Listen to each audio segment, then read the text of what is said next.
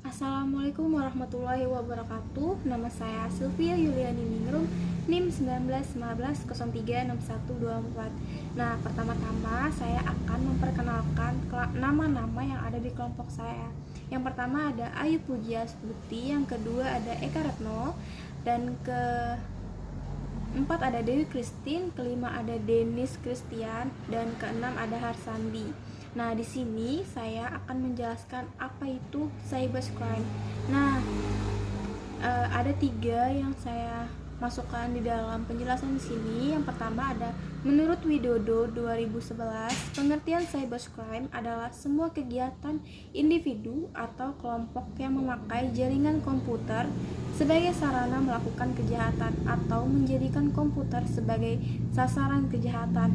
Nah, kalau menurut Wahid dan Labib tahun 2010.240, pengertian cybercrime adalah semua jenis pemakaian jaringan komputer untuk tujuan kriminal dengan penyalahgunaan kemudahan teknologi digital.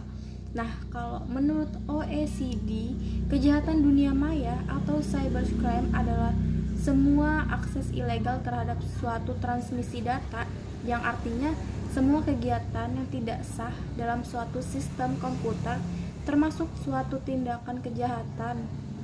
Nah, kalau secara umumnya pengertian cybercrime sendiri memang bisa diartikan sebagai tindak kejahatan di ranah dunia maya yang memanfaatkan teknologi komputer dan jaringan internet sebagai sasaran. Seperti apa yang telah disebutkan, tindakan cybercrime ini muncul seiring dengan kian gencarnya teknologi digital, komunikasi, dan informasi. Assalamualaikum warahmatullahi wabarakatuh. Saya Ayu Pujiastuti dengan NIM 1915036119. Nah, di sini saya akan menjelaskan beberapa contoh kejahatan cybercrime. Yang pertama itu ada memalsukan akun Facebook. Nah, salah satu contoh kejahatan cybercrime yang paling sering terjadi ini adalah pengkloningan akun Facebook milik seseorang. Tindakan ini marak terjadi kepada para publik figur atau tokoh terkenal yang memiliki banyak pengikut. Nah, yang kedua itu ada fenomena ransomware WannaCry, yaitu ini beberapa tahun lalu jagat digital sempat diramaikan dengan kemunculan virus komputer ransomware WannaCry yang mampu mengunci data komputer seseorang. Selanjutnya ada catfishing di dating app dan media sosial. Bedanya dengan cloning akun ini adalah catfishing menggunakan foto orang lain, namun identitasnya merupakan identitas palsu. Ini biasanya bisa ditemukan di aplikasi dating atau di media sosial. Nah, selanjutnya ada doxing dan cyberbullying. Doxing yang bertujuan cyberbullying ini adalah hal yang sangat berbahaya. Ini merupakan kejahatan pengambilan data pribadi dan menyebarkannya di internet. Assalamualaikum warahmatullahi wabarakatuh. Nama saya Eka Retno, NIM 1915036106. Di sini saya akan membahas tentang jenis-jenis cybercrime. Yang pertama ada pencurian data. Biasanya kegiatan ini dilakukan untuk memenuhi kepentingan bisnis karena ada pihak lain yang menginginkan data rahasia dari pihak ketiga.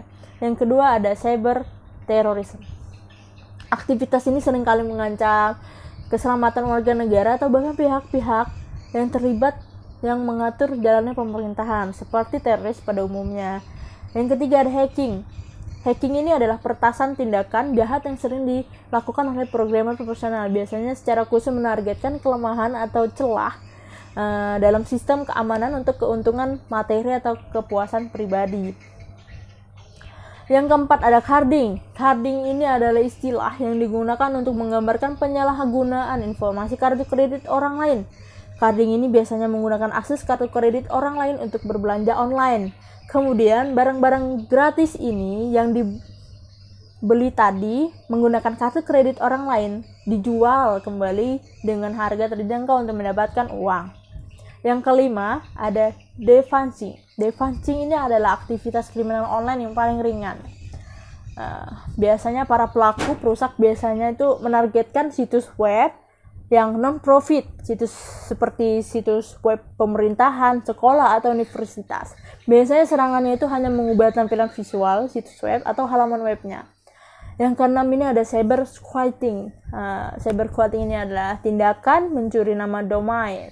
Jadi hasil kejahatan cyber ini biasanya berupa uang tebusan yang nilainya tidak wajar. Yang ketujuh, ada cyber typo squatting. Mirip dengan cyber squatting tadi, hanya saja cyber squatting ini setara dengan menargetkan nama domain milik perusahaan yang lebih terkenal lagi. Hanya saja kegiatan ini memanfaatkan kesamaan nama domain dan kelalaian pengguna yang jarang mengetik ulang URL website perusahaan. Salah satu tujuannya adalah merusak citra nama baik brand yang bersangkutan, melakukan tindakan penipuan atau hal-hal ilegal yang melanggar hukum lainnya. Yang kedelapan ada penyebaran konten ilegal.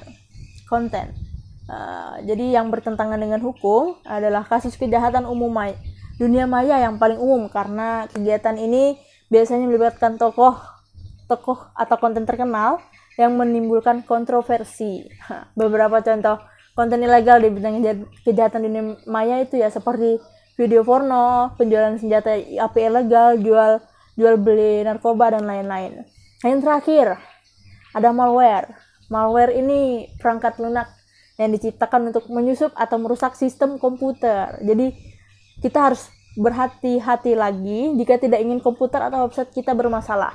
Biasanya, malware ini terdiri dari berbagai jenis. Ada virus, ada trojan, ada adware, ada worm, ada browser hijackers, dan lain-lain. Sekian dari saya. Wassalamualaikum warahmatullahi wabarakatuh. Metode cybercrime yang pertama yaitu sniffing. Sniffing adalah bentuk cybercrime di mana pelaku mencuri username dan password orang lain secara sengaja maupun tidak sengaja. Pelaku kemudian dapat memakai akun korban untuk melakukan penipuan atas nama korban atau merusak atau menghapus data milik korban. Yang kedua yaitu destructive device. Merupakan program atau software yang berisi virus di mana tujuannya adalah untuk merusak atau menghancurkan data-data di dalam komputer korban. Yang ketiga, password cracker. Ini adalah suatu tindakan mencuri password orang lain dengan menggunakan suatu program yang dapat membuka enkripsi password. Yang keempat, yaitu distributed denial of attacks atau DDoS. Merupakan serangan yang dilakukan terhadap sebuah komputer atau server di dalam jaringan internet yang dilakukan oleh seorang hacker atau attacker. Yang kelima yaitu spoofing, adalah tindakan memalsukan data atau identitas seseorang sehingga pelaku atau hacker dapat melakukan login ke dalam suatu jaringan komputer layaknya user yang asli.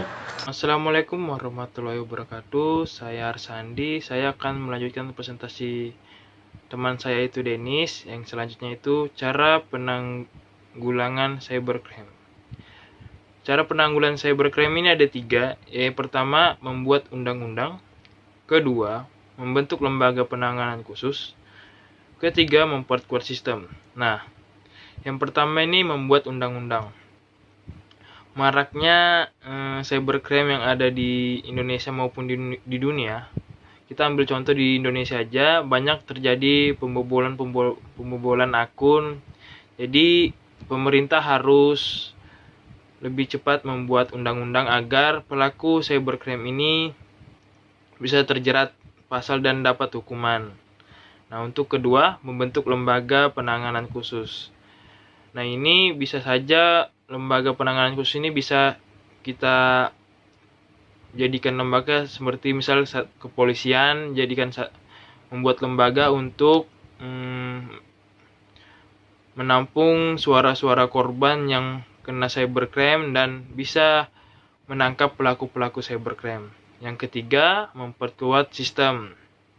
Nah, memperkuat sistem ini dengan cara kita harus membackup data, memperkuat passwordnya, bisa ganti password juga atau sebulan sekali. Apalagi? Yaitu mendownload antivirus supaya tidak kena cybercrime. Dan itu aja sih, 3 ini cara penanggulan cybercrime. Selanjutnya akan dipresentasikan oleh teman saya. Perkenalkan, saya Dewi Christine Willianti, NIM 1915036-122. Di sini saya akan menjelaskan tentang bagaimana cara pencegahan dari cybercrime. Yang pertama adalah lindungi gadget, komputer, atau perangkat lain yang digunakan. Baik itu perlindungan untuk akses atau perlindungan terhadap data, sehingga orang lain tidak sewenang-wenang menggunakan dan melakukan hal-hal yang tidak kita sukai. Yang kedua, jangan gunakan software bajakan. Gunakanlah perangkat lunak resmi, pasalnya banyak malware yang tertanam di dalam aplikasi bajakan. Karena itu, rekomendasinya adalah bermigrasi menggunakan aplikasi open source yang gratis, supaya terhindar dari malware atau spyware. Yang ketiga, pasang perangkat lunak keamanan yang up to date. Penting untuk perangkat lunak keamanan selalu terbarui.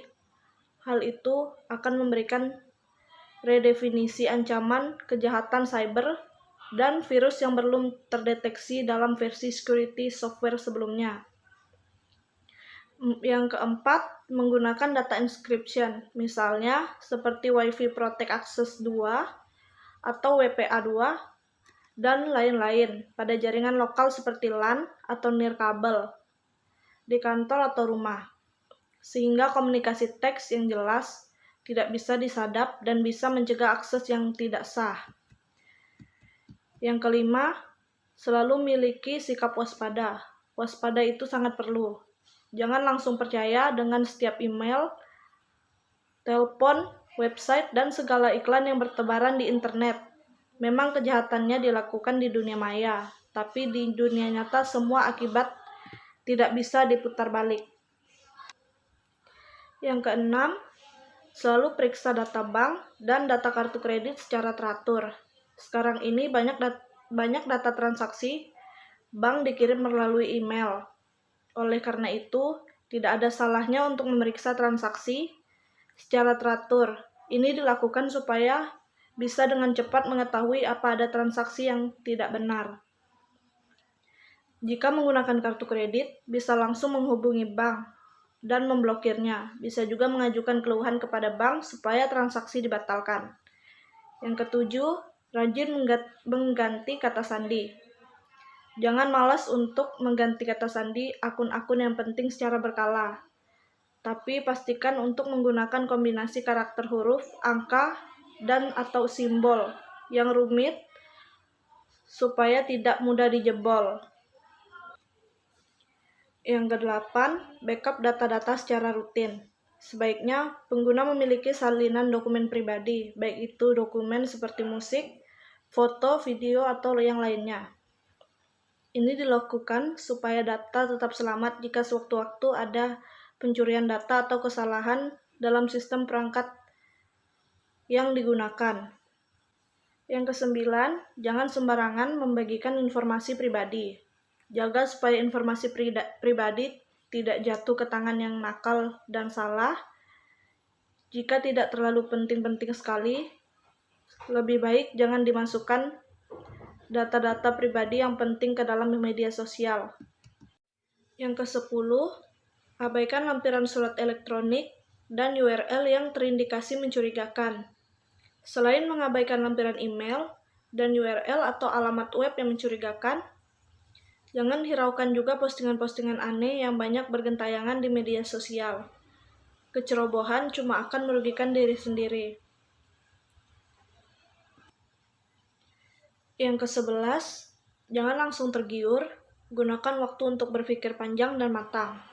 Misal, ketika ada tawaran menarik berupa free merchandise atau online sale, jangan terburu-buru mengambil keputusan. Santai saja dan pelajari apa yang mereka tawarkan. Dan yang terakhir, yang ke-12, laporkan kepada pihak yang berwenang. Faktanya, masih banyak kasus kejahatan siber yang tidak dilaporkan.